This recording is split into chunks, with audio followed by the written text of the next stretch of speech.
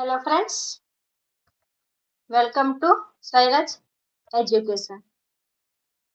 Okay, आज हम देखने वाले फर्स्ट टर्म एग्जाम मीन्स आपका सेमेस्टर पेपर फॉर 11th के लिए। इसके पहले भी मैंने सेमेस्टर पेपर यानी एज अ प्रैक्टिस आपको एज अ रिवीजन करवाया है। वहाँ पे थोड़ा सा नेटवर्क का इशू आया, इसके लिए वो हमारा आधा रह गया।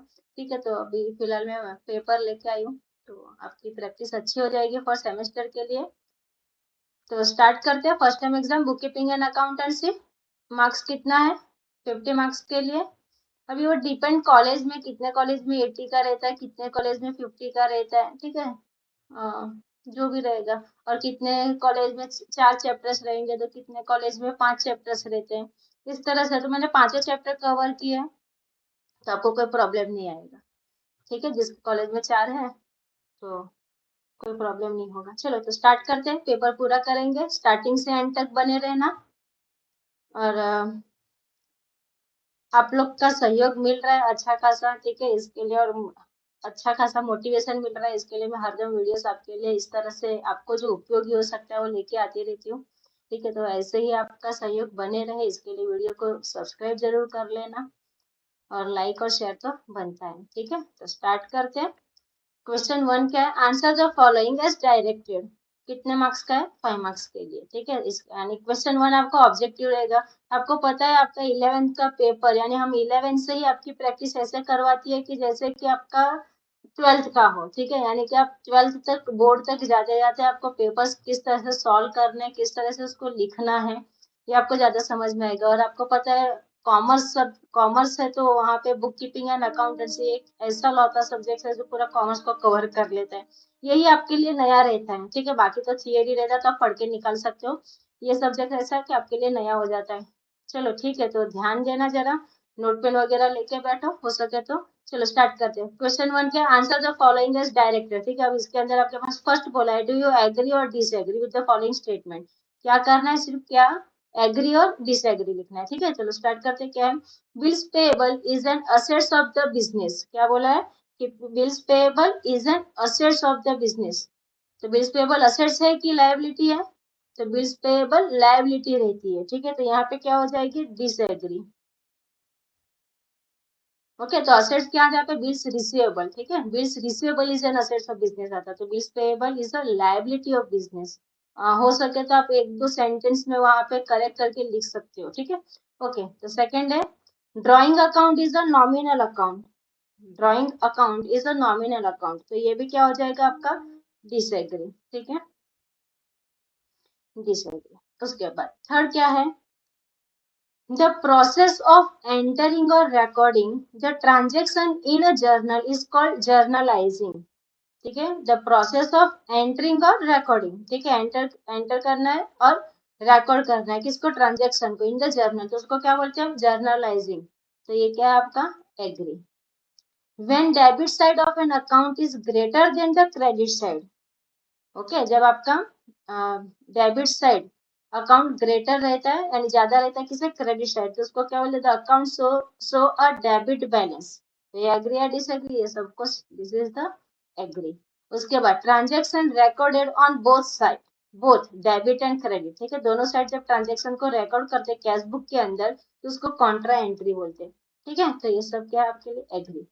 हो सो ये 5 मार्क आपको समझ में आया और इजी भी था। चलो नेक्स्ट देखते हैं। Answer the following question in one sentence. Who is a पेटी कैशियर? ठीक है, तो पेटी कैशियर कौन है? हु इज अ पेटी पेटी कैशियर? ठीक है,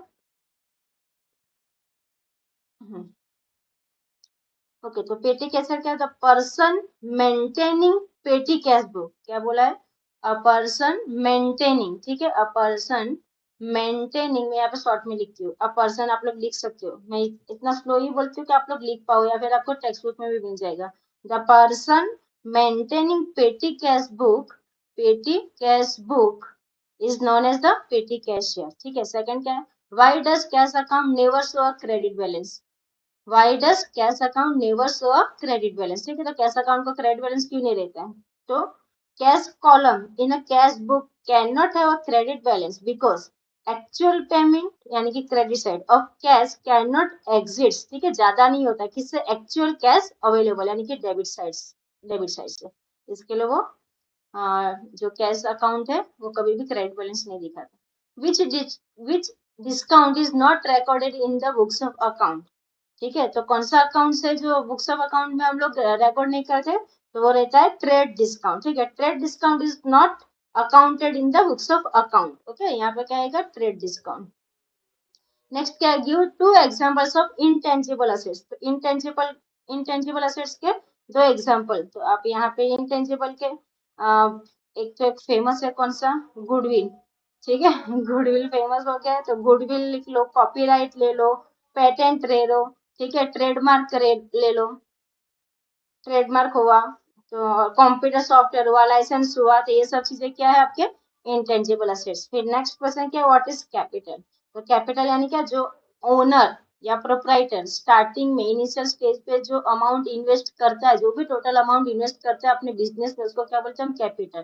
तो एक बार पूरा डेफिनेशन देख लो, what is capital, the total amount invested into the business, the total amount invested into the business by the owner is called capital. Excess of assets over the liability is also called as capital, ठीक है, ये दोनों आप लिख सकते हो। Next है, अभी आपके पास ये तो हो गया 5 मार्क के लिए आपके क्वेश्चन आंसर्स, और ज्यादा बड़े बड़े नहीं खींचने, एक एक मार्क्स के लिए, ठीक है, तो टाइम वेस्ट उसमें ज्यादा मत करना, एक दो लाइन लिखे हो जाता है। Select the most appropriate alternatives from those given below and rewrite the statement, rewrite the statement, पूरा लिखो फिर आंसर, ठीक है। फर्स्ट क्वेश्चन क्या, brief explanation of any entry, brief explanation of any entry is called as folio, narration, posting या journalising, तो उसको क्या बोलते हैं brief explanation of entry is called as, क्या बोलते हैं उसको हम, ब्रीफ एक्सप्लेनेशन, यानी कि हम जर्नल एंट्री लिखते हैं ना, ठीक है, समझो यहाँ पे लिखा मैंने purchase account debit to cash account, और उसके नीचे लिखते हैं being this purchase for cash, इस तरह से जो लिखते हैं इसको हम क्या बोलते हैं, नरेशन, यही आपका ब्रीफ एक्सप्लेनेशन एंट्री का, ठीक है, तो आंसर क्या होगा यहाँ पे बी, नरेशन। नेक्स्ट क्या है, debit all dash and credit all income and gains, तो giver expenses and losses goes out या नन ऑफ दिस, तो क्या होगा, डेबिट ऑल, डेबिट ऑल, ये तो अब ये तो इजी है, ठीक है, क्या होता है यहाँ पे, debit all expenses and losses, तो आंसर क्या आ जाएगा, B, debit all expenses and losses and credit all income and gains, ये रूल्स है आपके, ठीक है, रूल्स पे मैंने अच्छा खासा लेक्चर्स बनाया, देख सकते हो आप। Okay, third, the dash column of the journal is not recorded at the time of journalizing, date, particulars, ledger for या अमाउंट, तो क्या आएगा यहाँ पे आंसर, जब जर्नलाइजिंग करे, ठीक है, द, तो यहाँ पे आता है आपका लेजर फोलियो, ठीक है, क्या आता है, the ledger folio column of the journal is not recorded at the time of journalising. उसके बाद fourth, in case of a credit transaction one of the account must be a dash account, in the case of credit transaction one of the account must be a dash account, cash, credit, personal या debit, तो इसका answer क्या आता है, जब credit transaction यानी उधारी से लेके आया तो बंदे का नाम आना चाहिए ना, तो वो क्या होना चाहिए, एक अकाउंट कौन सा आता है आपका, पर्सनल। ओके, नेक्स्ट क्या, subdivision of journal is known as dash book, subsidiary, purchase return, purchase या जर्नल प्रॉपर, तो जब सब डिवीजन यानी कि आप परचेस बुक अलग बना रहे हो, परचेस रिटर्न बुक अलग बना रहे हो, सेल्स बुक अलग बना रहे हो, सेल्स रिटर्न बुक अलग बना रहे हो, तो ठीक है, तो इसको हम क्या बोलते हैं, सब्सिडायरी, ठीक है, क्या बोलते हैं इसको हम, सब्सिडायरी। तो ये था आपका ऑब्जेक्टिव का पार्ट। ओके, ऑब्जेक्टिव का पार्ट कंप्लीट हुआ ना, क्वेश्चंस देख लो खाली आप, कि यहाँ पे फर्स्ट क्वेश्चन टू आपको क्या बोला, give the accounting equation for the following transaction.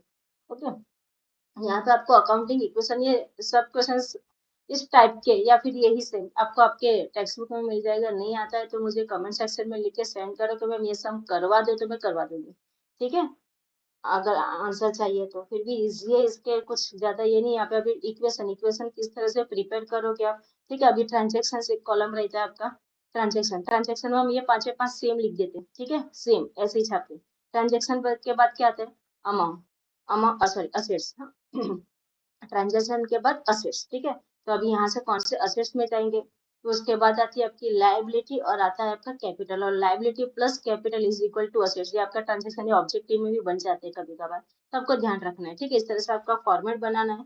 फिर अभी फर्स्ट देखो क्या, Rupali Cummins business with bank balance ₹25,000, ये क्या हुआ असेट्स में आ जाएगा 25, और आप स्टार्टिंग में इन्वेस्ट कर रहे हो तो ये हो गया आपका कैपिटल 25, तो लायबिलिटी कुछ नहीं, 0, ठीक है।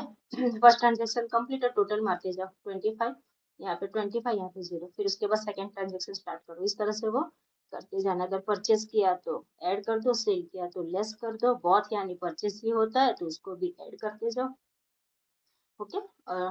चलो, तो इस तरह से आप ये इसको कंप्लीट कर सकते हो, फाइन। अभी नेक्स्ट क्या, generalized the following transaction in the books of संकल्प जर्नल स्टोर्स 2019 जुलाई। अभी यहाँ पे आपको जर्नल एंट्री प्रिपेयर करनी है, तो जर्नल एंट्री का फॉर्मेट किस तरह से होता है मैं यहाँ पे शॉर्ट में बता रही हूँ आपको, ठीक है। ओके, तो जर्नल किस तरह से, इसका फॉर्मेट किस तरह से रेडी करोगे। फर्स्ट कॉलम किसका आता है, डेट का, ठीक है। उसके बाद क्या आता है, पर्टिकुलर्स के बाद LF, फाइन, LF के बाद आपका डेबिट अमाउंट और क्रेडिट अमाउंट, ठीक है। अब यहाँ पे क्या बोला, started business with cash ₹1,00,000, stock of goods worth ₹50 and computer 50, यानी इतना था, इतना जो भी चीजें वो आपके बिजनेस में आई तो डेबिट साइड। तो कौन कौन सी चीज आई, पहला क्या, कैश, तो cash account debit, stock of goods तो स्टॉक अकाउंट डेबिट, डेबिट में लिखते जाओ मतलब 50,000, और फिर उसके बाद क्या, कंप्यूटर, तो कंप्यूटर अकाउंट डेबिट 50,000, सबका टोटल मारो, लिख दो यहाँ पे टू कैपिटल अकाउंट और इसका टोटल, ठीक है। इस तरह से फिर ये पूरी एंट्री आपको यहाँ पे एक एक के बाद एक करके जानी है, और फिर बिंग नरेशन लिखना बहुत जरूरी है, हाँ, ये ध्यान में रखना, ठीक है। क्वेश्चन 4 क्या बोल रहा है, the following appear in the laser of Karan on 1 जनवरी 2018, ठीक है। यहाँ पे दिया है और क्या बोला है, पास journal entry and prepare cash account, ठीक है। तो आप यहाँ पे क्या करोगे, पहले तो जर्नल एंट्री प्रिपेयर कर लोगे, अभी फॉर्मेट मैंने जर्नल एंट्री का बता दिया। उसके बाद आपको प्रिपेयर क्या करना है, कैश अकाउंट, तो कैश अकाउंट किस तरह से प्रिपेयर करोगे, जब आपका जर्नल एंट्री प्रिपेयर हो जाएगा, ठीक है, जर्नल एंट्री प्रिपेयर होगा, उसके बाद कैश अकाउंट यानी कि लेजर जैसा बनाना है कैश अकाउंट, तो कैश अकाउंट किस तरह से प्रिपेयर करोगे, इस तरह से, ठीक है। यहाँ पे फर्स्ट कॉलम डेट, उसके बाद आपका पर्टिकुलर, फिर JF, और यहाँ पे अमाउंट, ये आपका डेबिट पार्ट, और यहाँ पे क्रेडिट पार्ट, सेम यहाँ पे कॉलम वापस, ठीक है, डेट, पर्टिकुलर, JF और अमाउंट, ये डेबिट पार्ट और ये क्रेडिट पार्ट, बस। वहां पे अभी कैश अकाउंट जहां जहाँ पे कैश आ रहा है ध्यान रखो, अगर समझो आपकी फर्स्ट एंट्री बन रही है वहां पे, आपकी फर्स्ट एंट्री वहां पे क्या बन रही है, अगर समझो फर्स्ट एंट्री बन रही है,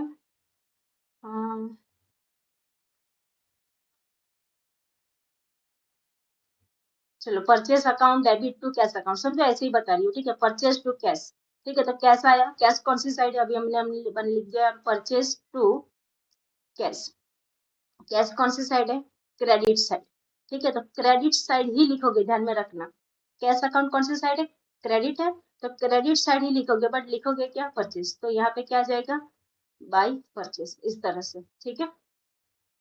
तो कैश अकाउंट भी प्रिपेयर हो जाएगा, जनरल एंट्री आपको ऑप्शन आती है। अब आपके पास लास्ट क्वेश्चन क्या, यहाँ पे question 5, enter the following transactions of major surety in the purchase book, sales book, purchase return and sales return. अब इसके लिए फॉर्मेट आपको बताती हूँ मैं, जैसे कि यहाँ पे क्या बोला, परचेस बुक बनाना है, सेल्स बुक बनाना है, परचेस रिटर्न बुक बनाना है, और सेल्स रिटर्न, चारों अकाउंट अलग अलग बनाना है। अब ये सेंटेंस बहुत इजी रहते हैं, आपको समझ में आता है, जहाँ पे सोल्ड किया है जिसका नाम है, ठीक है, तो सेल्स बुक में डालो, जिसने परचेस किया है जिसका नाम है उसको परचेस बुक में डालो, अमाउंट आप यहाँ से उस पे जो भी एडजस्टमेंट है वो देख के कर सकते हो। जहाँ पे रिटर्न है, ठीक है, अभी सुधाकर स्टोर तो उसने क्या किया था, सेल, तो सेल्स रिटर्न बुक में जाएगा, समझ में आ रहा है। इस तरह से वो सब बुक के अंदर अलग अलग एंट्री करनी है। अब इसका फॉर्मेट किस तरह से बनाओगे, समझो पहले बनाया आपने परचेज बुक, फाइन, फर्स्ट बनाया आपने परचेज बुक, ठीक है। परचेज बुक के अंदर फर्स्ट कॉलम किसका आएगा, डेट का, डेट के बाद आता है आपका name of supplier, purchase book में नेम ऑफ सप्लायर, उसके बाद inward invoice number, inward invoice number, ठीक है। उसके बाद आता है LF और फिर आता है अमाउंट, ये हो गया परचेज बुक। सेम वैसे ही सेल बुक, तो सेल बुक का कॉलम किस तरह से आता है आपका, डेट का, फिर नेम ऑफ कस्टमर, यहाँ पे हमने क्या लिखा, नेम ऑफ सप्लायर ना, तो यहाँ पे क्या होगा, नेम ऑफ कस्टमर, बस खाली इतना ही फर्क रहेगा। यहाँ पे इनवर्ड का, यहाँ पे आउटवर्ड रहेगा। ठीक है, तो ये सेल्स बुक हो गया।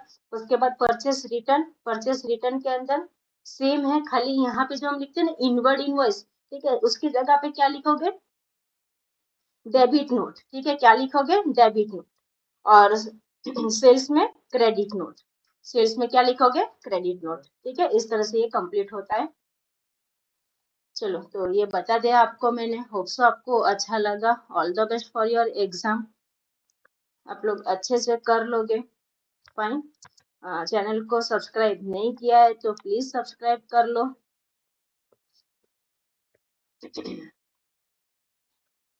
जरूर से, ठीक है। और दूसरे किसी को भी शेयर करो, यानी जिसको जरूरत है, ठीक है, उनको शेयर करो वीडियो। और एक लाइक तो जरूर बनता है, ठीक है। तो thank you for watching, do not forget to like share and subscribe.